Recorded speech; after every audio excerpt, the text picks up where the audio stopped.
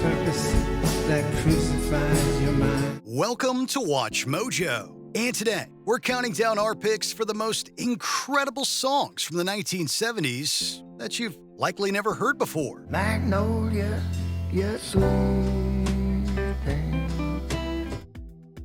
Number 10, Fallin Rain, Link Wray. I hear talk of people. I feel the falling rain.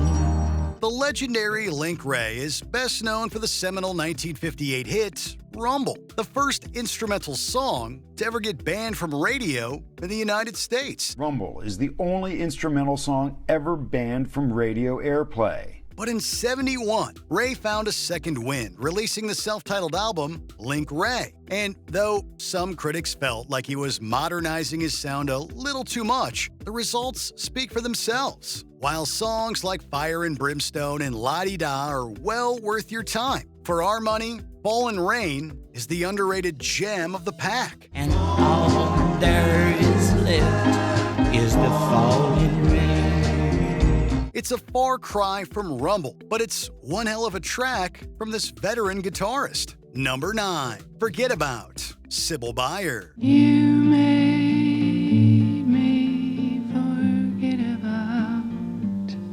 It's crazy to think about how much great music has never seen the light of day. And for Sybil Beyer's son Robbie, when he began circulating old CDs of his mother's recordings from the 1970s, little did he know that he would end up causing the album to get a proper release. Sudden summer rain. Beyer's debut album, Color Green, would finally be released over 3 decades after it was originally taped. Her voice, lyrics, and minimalist style were an instant hit with folk fans. And the standout track, Forget About, is as sincere and earnest as any piece of songwriting you'll hear all year. Oh, it's beautiful the way you share. Number 8, Blind Alley, Fanny. Looking for the perfect driving song? Well, 70s rock band Fanny might just surprise you with their 1972 release, Blind Alley.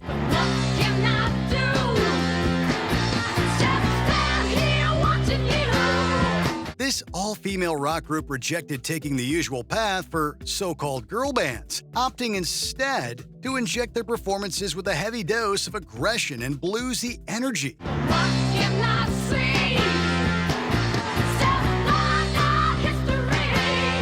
This song was a track from their album Fanny Hill, which contained original material as well as covers of Marvin Gaye and the Beatles. Listen to Blind Alley, and you'll hear the blueprint for the type of rock and roll that would be built upon by the likes of the Runaways and the Bangles.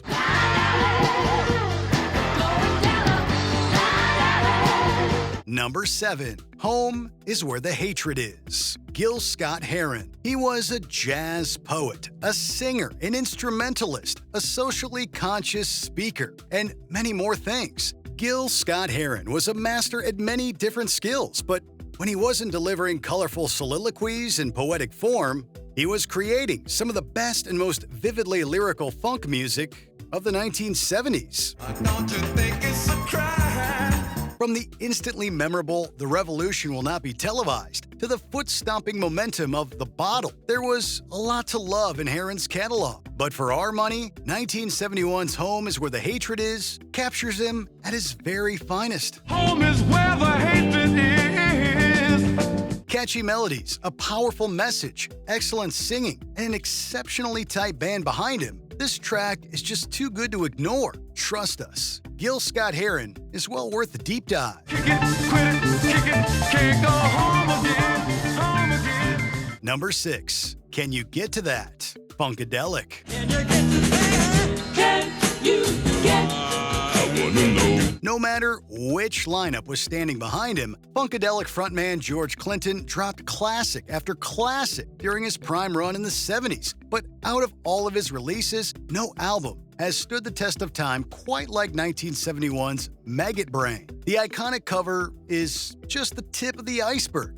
This LP is jam-packed with classic after classic, and though the title track that opens the album is the most famous song here, Can You Get to That has a feel-good energy that most funk bands would kill to even come close to. But you were making preparations for the common separation, and you blew everything we had. The interweaving vocal lines are the star of the show here, and it's the type of track that makes you feel like you're in the room with the band. I wanna know if you can get to that. Number 5. Hello in there, John Prine. The best way to describe the music of John Prine? Honest, frank, plain and simple. You know, the press is always usually happy to see one, and my fans that come to the shows, they're ecstatic over a new record because I don't put them out that often. You could take any track off of his 1971 debut and put it on this list, but if we do have to narrow it down, the understated beauty of a song like Hello in There is hard to top. We work together at the factory. Prine tugs at the heartstrings as he talks about the realities of growing older and how distant and isolated that can make someone feel. But here's the thing, he wrote this song when he was just 22 years old. It's rare to find a songwriter who can instill that much wisdom in his words at such a young age. But that's what makes John Prine one of the greats. Hello in there. Number 4. Solid Air, John Martin. Living on solid air. If you're one of the many people who have never indulged their senses with the music of John Martin, there's a good chance you'll have your mind blown. With an otherworldly voice and a mastery of finger-plucked acoustic guitar, Martin hits his first career peak with 1973's album Solid Air, a jazz folk odyssey that saw him team up with the legendary double bassist Danny Thompson. The resulting album has a little bit of everything: sadness, joy, longing, desperation. Solid air. The title track is the standout, though, a song that Martin wrote for his friend Nick Drake, the troubled musician who was going through hell with mental illness at the time. Solid Air is the type of song you cannot believe isn't more famous than it is. I'll be your friend, I can follow you. Number 3. Magnolia, J.J. Cale.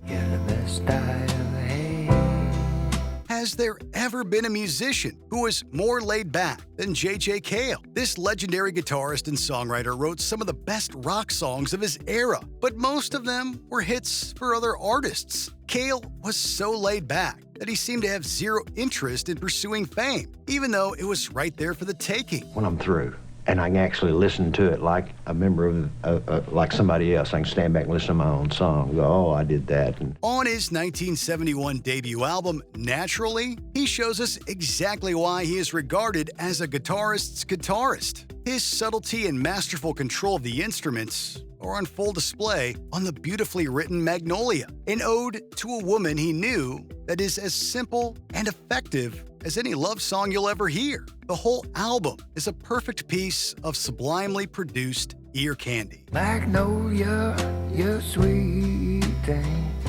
Number 2. Crucify Your Mind, Rodriguez. The story of how Rodriguez found his way to international fame is too complex and convoluted to describe here, but after the success of the documentary Searching for Sugar Man, this forgotten hero of the 1970s found a new global audience. That made you town the curious, that makes you James the weak.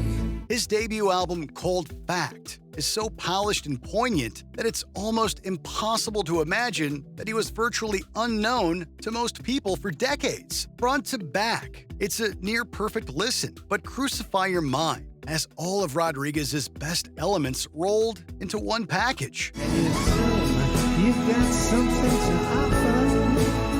The lyrics, the instrumentation, the beautifully sung chorus. It's just a shame that he only reaped the rewards of his songwriting genius when he was a much older man. But how much of it is repetition? Before we unveil our top pick, here are a few honorable mentions. Frighten, The Fall, one of the deepest band rabbit holes you'll ever fall down.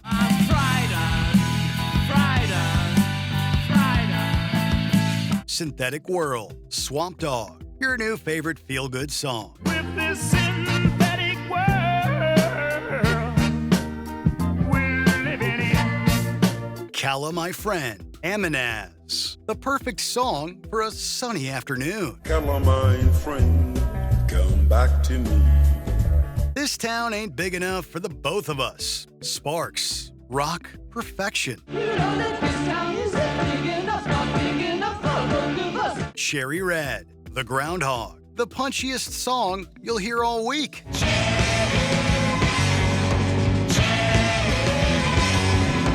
Before we continue, be sure to subscribe to our channel and ring the bell to get notified about our latest videos. You have the option to be notified for occasional videos or all of them. If you're on your phone, make sure you go into your settings and switch on notifications.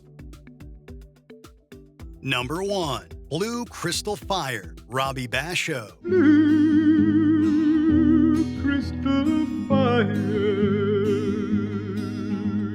To those of you who have never heard Robbie Basho sing Blue Crystal Fire before, all we can really say is we're jealous you get to hear it for the first time. Basho was a guitarist by trade, but whenever he took the mic, the resulting music was nearly always a thing of beauty. Footage of him performing is very rare, but his deep interest in the music of Japan, India, and Iran, among others, is always present. Singing sunshine. Hearing Basho sing is like stepping into another world, and to this day, you'd be hard-pressed to find an artist who seamlessly mixes global music styles quite like him. It's one of the most underrated folk songs ever recorded. It'd be my love. If you had to recommend 5 songs to someone that had likely never heard them before, what would your choices be? Let us know in the comments below. Rodriguez, pleasure to meet you, sir. Thank you so much for being here.